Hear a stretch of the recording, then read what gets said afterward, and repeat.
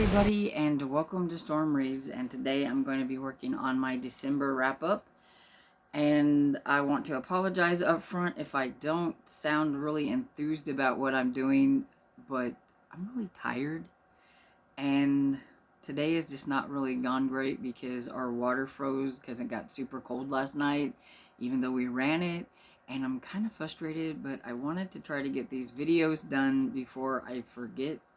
So, yeah, if I'm not looking as enthused as I should, that's probably why. But I am going to try to put on a smile and be a little bit more thrilled. Ooh, the sun has come out, so maybe it'll unthaw. Fingers crossed. Okay, so anyway, yeah, I participated in the Cloak and Dagger readathon that was hosted by Kate Howe, Carolyn from Carolyn's Rambling Reads, Kate from the novel Nomad, Mel from Melanie Martin, and Janelle from Too Fonda Books. There were 9 prompts. You could read whatever you wanted, but of course I was aspiring to get all 9 prompts done, and so that's what I did. I doubled up on 2 of them, and the first one is Inspector Bucket, and it was to read a Victorian mystery or one set in the Victorian era. So I chose one that was just set in the Victorian era, and I read The Hellfire Conspiracy by Will Thomas. And I give this one 3.5 stars. It was enjoyable. It's the 4th book in the Barker and Llewellyn series. It's been a while since I had read the other 3, so I think it will take me a little bit of reading to get back into the groove of this historical mystery, but I did enjoy it. The next one was Inspector Gamache, and it was to read a mystery with a bilingual detective or one set in a village. So I just went ahead and read the latest in the Chief Inspector Gamache series, The Madness of Crowds by Louise Penny, and I'm sure you guys know my thoughts about this one. I was kind of disappointed, and I gave it 2 stars. The next one was for Tommy and Tuppence, and it was to read a mystery with a great partnership or team. And hello, it's editing me, and I totally messed up the next clip, so I'm redoing it, sort of. And so we're going to be talking about The Man Who Died Twice by Richard Osman. It's the 2nd book and the Thursday Murder Club. And you don't want to know what I called it before. I shouldn't do this whenever I'm tired. But anyway, I really enjoyed this one, and it has some senior sleuths in it, and it's funny, and I gave it 4 stars, and there we go. Back to your regularly scheduled program. The next one was for Agatha Raisin, and it was to read a mystery with an amateur sleuth. And so I read Up to No Gouda by Linda Riley, and this one was the 1st book in the Grilled Cheese Mystery series. And I thought it was pretty decent. I'm not a huge culinary fan. I found that out last year, or in 2021, with reading some, and I just wasn't really excuse me, just really wasn't having a lot of fun with it. And I don't know what it is, but I did enjoy it, but there was just something about it that just didn't rise above very much, and I gave it like 3.5 stars. But I really liked the little dog. He's cute. Sorry if the lighting goes in and out, because the sun keeps coming out and then going in and out, and it's kind of annoying. So the next one I have is for Hercule Poirot, and it was to read a Golden Age mystery or one set between 1920 and 1945. So I just went ahead and read the next one I needed to read in the Hercule Poirot series, which was The Mystery of the Blue Train by Agatha Christie. And I enjoyed this one. It was fun. I always have a lot of fun with Hercule Poirot. There's only been one so far that I haven't been a huge fan of, and that was the one before this one, which was The Big Four. I didn't like that one. But so I was glad that I got back into liking them with this one, and I give this one 4 stars. And the next one was Detective Galileo, and it was to read a translated mystery or one set in a country different from mine. And so I went ahead with, doubled up on that with The Man Who Died Twice by Richard Osman, since this one is in England. So the next one was Kinsey Millhone, and it was to read a book that featured a private detective, and so I doubled up on that one, and I read The Hellfire Conspiracy by Will Thomas. It has their inquiry agents, and so back then that's the equivalent of a private detective, so I went ahead with that. Then the last one is, or the last actual book one that you had to do was Flavia de Luce, and it was to read a children's mystery or a new to you series. And so I went ahead with Fearless by Mandy Gonzalez. I'm considering this a mystery because they have to kind of solve why the Broadway place is why the Broadway place is cursed and how to get rid of the curse. And so they have clues. She has a key and she has to go try to figure out where the key belongs and all that stuff. So it's kind of a little bit of a mystery. So I went with that.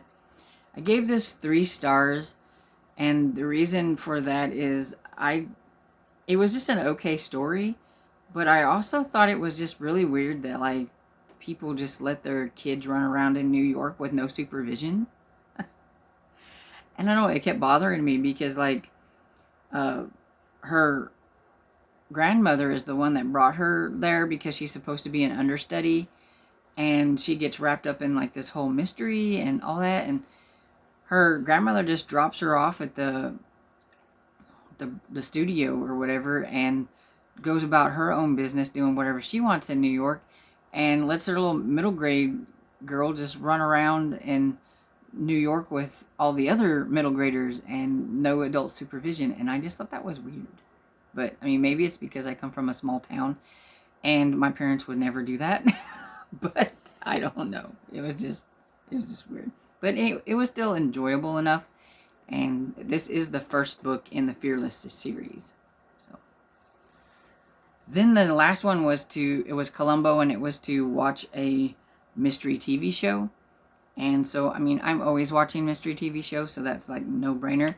I watched Murder, She Wrote like practically every day, or Midsomer Murders.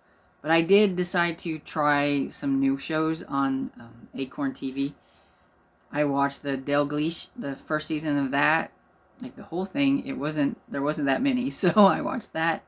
I watched the whole season of Madame Blanc, which is about an amateur detective, kind of. She is trying to figure out who killed her husband, as well as helping everybody else because she is an antique dealer. And so when something involving that happens and there's like a murder or something, she helps the police with that. And so, yeah. So I watched all kinds of mystery shows, so I had that one covered. And so I did all 9 prompts, so I become the Sherlock Holmes level. I did it. Yay. So yeah. So thanks to the ladies who put that readathon on because I really enjoyed it. And so that was the only readathon I did. And then I have like a whole bunch of books that I just read because, you know, that's me. And so I have these are in no particular order because I just wrote them down so that I wouldn't forget what I read. But I have Paradise Valley by Robin Carr. It's number 7 in the Virgin River series, and I buddy read this with my friend Barb, and it was very enjoyable. I haven't found one from this series that I haven't liked. I've liked them all. It's a good, solid 4-star series for me. It's very fluffy and cozy and just a lot of fun. Definitely not as dramatic as the TV show. I would recommend the book version over the TV show. But that's just me. But yeah, 4 stars. I have Dear Santa by Debbie Maycomer. This was the newest Christmas book that she had that came out in 2021. And it was really enjoyable.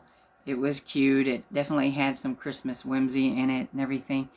And I always enjoy Debbie Maycomer's Christmas books. And so I gave this one 4 stars.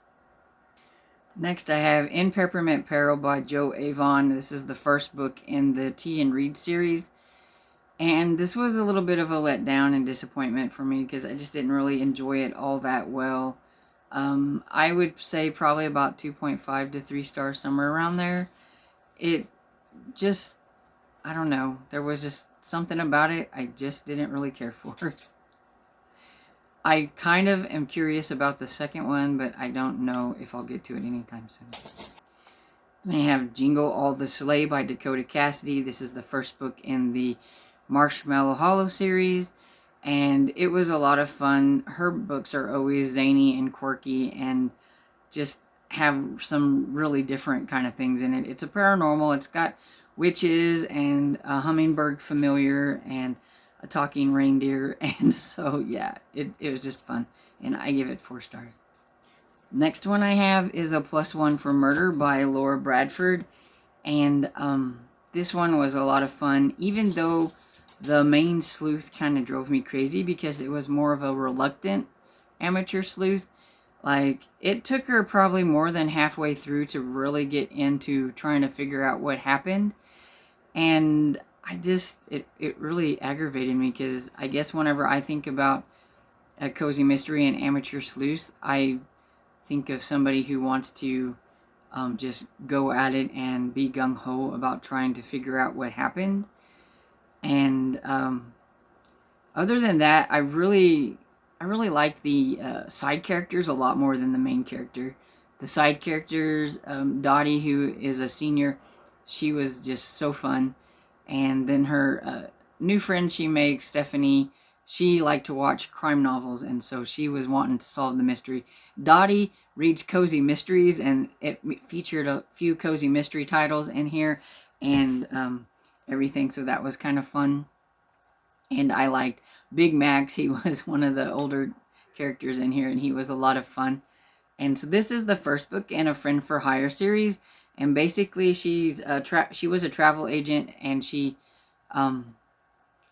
wasn't getting any hits off of that, and so she didn't know what she was going to do. Well, friend Dottie said that she should do what she does, because what she does with Dottie is she was hired by Dottie's husband, who has passed on, to come every week, like once a week, and have tea with her and eat biscuits and stuff like that. It was a routine that Dottie and her husband always had, and he wanted to keep it up. That way she would have somebody to talk to. So kind of like, as it would say, a friend for hire. And she's like, I think you could do that with other people. But she's like, I don't think so. But she ends up being able to do that with a few. Stephanie needed a workout buddy. Big Max needed somebody to go to the dance with him and things like that. But then one of the guys that hires her to be in the audience to kind of like clap for him and things like that ends up murdered. And so she was really just didn't want to try to figure out what happened to him. And I would think if I was right there when it happened and he was my client, that I would want to find out what happened, especially when he told her that he had a list of suspects that he thought was going to try to kill him. I mean, that would just make me like really intrigued. And so I wanted her to be a little bit more gung-ho about it. But other than that, I really did enjoy it, and I give it 4 stars. And a book that wasn't on my TBR was A Chance to Fly by Ali Stoker, and this was another kind of Broadway type middle grade book.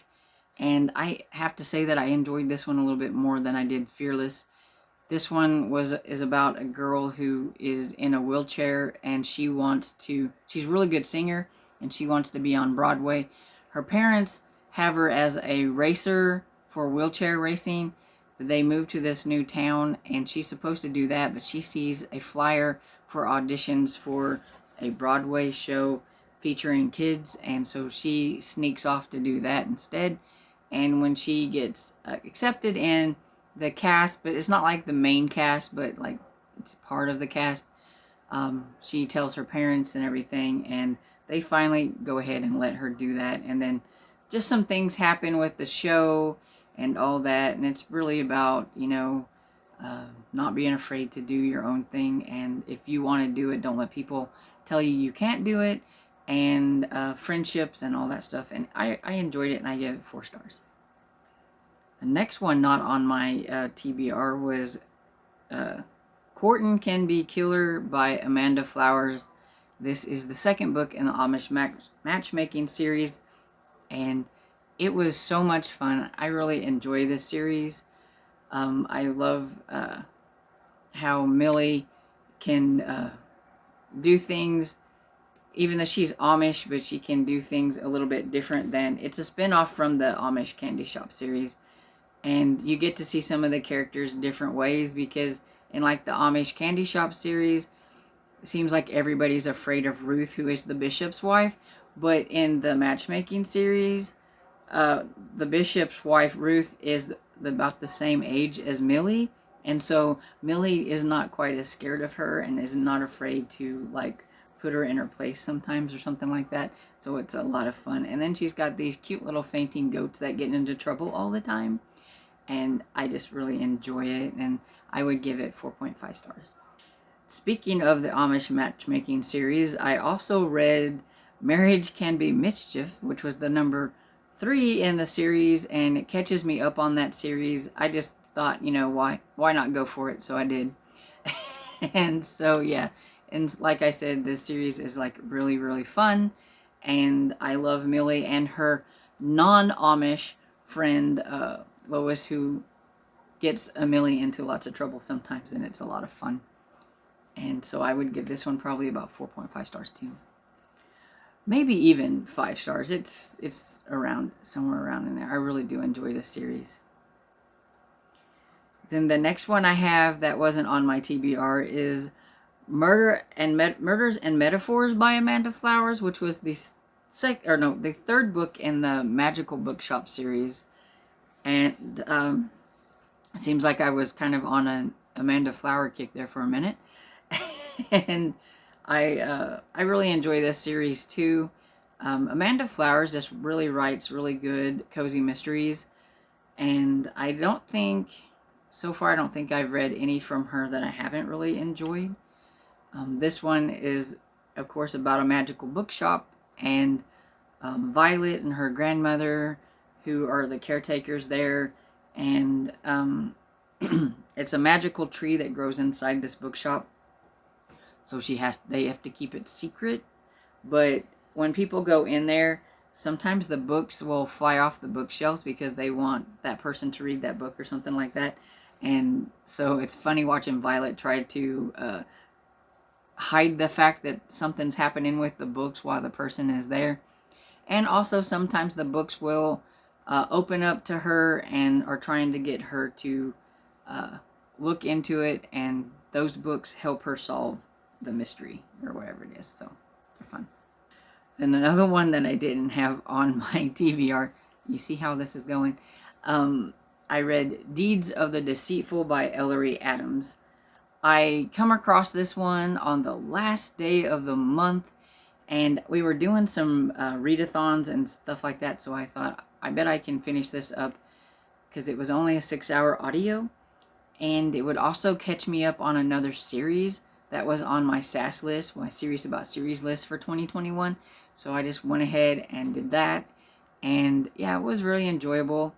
The series did take a little bit of a turn. Like, I thought it was finished with number 5, and this one's number 6. And the way things were happening in number 5 was okay, but then all of a sudden in number 6, and it seems like there's been a few years between, and I think maybe she might have self-published this one, but the character's like relationship took a turn. And so I was like, oh, okay. And so that took a little while to get used to, but after that it wasn't too bad, and I really didn't enjoy the story overall, and I give this one 4 stars.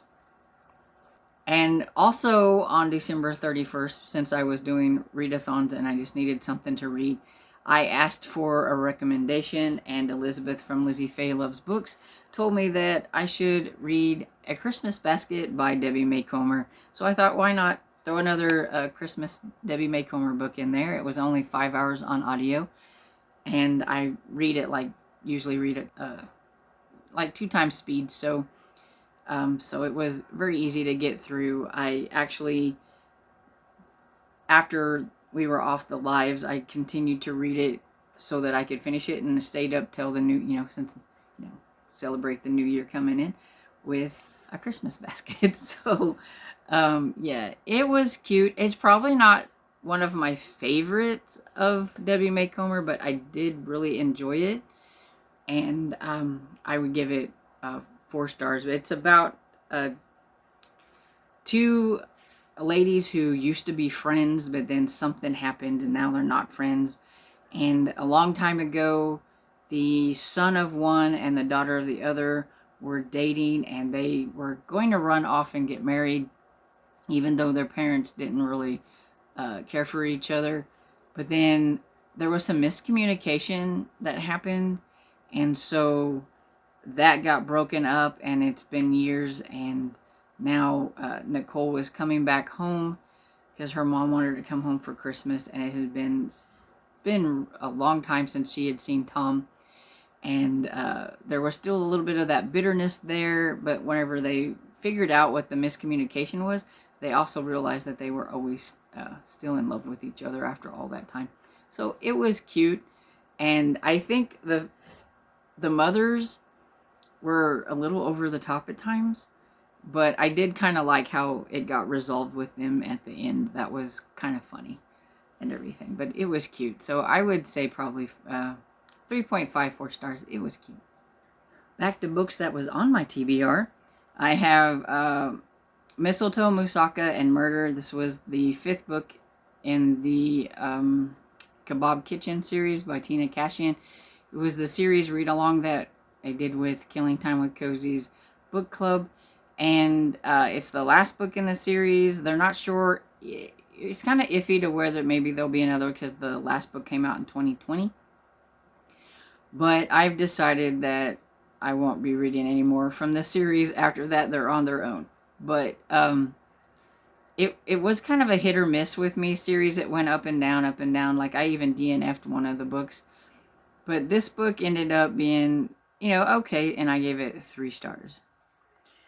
And next I have Secret Santa by Andrew Schaefer. Yeah, Schaefer. This was a Christmas horror book, and it was different. Sometimes it got a little slow for me. It's about this lady who works in publishing, and this Secret Santa that looks kind of creepy in there, right? And some bad things start happening. It had a part in it that kind of reminded me, this culty part that reminded me of Rosemary's Baby. So I don't know if he was taken a little bit from some of the classic horror books, but yeah, it was okay. I gave it 3 stars. One of my favorite Christmas books of 2021 was Sleigh Bells Ring by Rayanne Thane. And this one is just super enjoyable. I really like the characters. I like the setting. I love the cover. The cover is adorable. And the cover was probably the reason I picked it up to begin with. I've never read a book by Rayanne Thane before, and this definitely won't be the last one. I gave it 5 stars. I really liked the dynamic between the characters and the romance between them, even though it was super sweet and everything. Definitely a clean one, and just overall very enjoyable. And I got It's Beginning to Look a Lot Like Murder by Maria Del Rico, and this is the 3rd book in the Catering Hall series. And in this one, Mia is trying to help her friend Jamie because there is somebody claiming to be his long-lost brother, and then that guy gets murdered, and he ends up kind of in the hot seat along with his actual brother. And yeah, it was pretty good. Actually, out of all 3, this was probably my favorite one out of all 3 of them. The first book I gave 3 stars, the second book 3 stars, but I would give this book 4 stars. So I'm hoping that means I'm going to start enjoying this series a little bit more now that I'm getting used to the characters and everything, and making myself remember that even though this is still Ellen Byron writing as somebody else, it's not the Cajun Country series that I love so much. I just have to get used to this series. And so, yeah. But it was good. And then I read The Dream Spies by Nicole Esperance. And this was the second and final book in the duology of The Nightmare Thief. And I read The Nightmare Thief earlier on in 2021. And then I read this at the end. So this one actually doesn't come out till sometime this month, which I'm filming this in January. And so if you like the first one, this one will be coming out soon. So it was another one that I got caught up on my e-arcs for the new year, which I'm like trying to do really bad. Trying to do a better job at. And this one was cute. It's got some magic and stuff in it. They are dream makers. They make these dreams. There's a camp they had to go to because they were spying and stuff, trying to figure out who these people at the camp, because there's a camp for dreamers, and nobody knows who these people are that were in the camp, and so they're trying to figure it out. And it was good. I gave it 4 stars. So I know you guys have seen me talk about this one, and this is the last book that I have to talk about, and it's a 3-book problem by Vicki Delaney, which is the latest book in the Sherlock Holmes bookshop series. It's number 7. This one actually comes out in January as well, and I read book 6 and book 7 in 2021. It's kind of hard to try to differentiate between this year and last year, because last year wasn't that long ago. But anyway, yeah, so I really enjoyed this one. This one had a little bit more of a Sherlock theme than any of the other books in the series, and I liked that and found it very enjoyable. Give it 5 stars. I would recommend this series to anybody, even if you don't like Sherlock, because just because it's a bookshop about Sherlock Holmes, the main character is not a Sherlock fan. She just runs it for her uncle, and so it's not like a lot of Sherlock references or anything like that in it, so anybody can like it. And so yeah, 5 stars, enjoyable. So that's all the books that I read in December. Like I said, I had a pretty good reading month. I only had a couple of books that were kind of eh. Other than that, I really enjoyed most of what I read in December, so I'm glad about that. And if you've read any of these books, please comment below and let me know what you thought. And I hope you liked this video, and if you did, please give it a thumbs up and subscribe, and I'll see you all in the next video. Bye.